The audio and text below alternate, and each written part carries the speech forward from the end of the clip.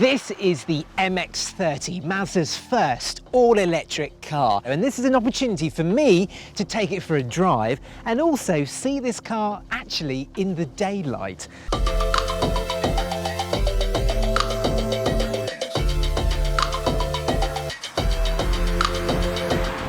How Mazda have developed this car, because really the steering is nice and crisp, it's nice and precise, there's not much body roll, and for an electric car it feels surprisingly light and agile, but everything is so superbly put together. The level of quality in here is great and it's just a very refined driving experience.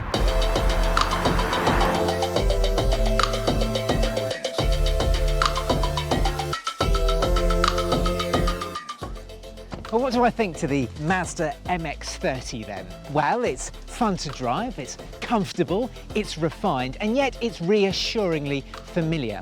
But there are enough design touches on this car that really elevate it from the EV competition. It's electric the Mazda way.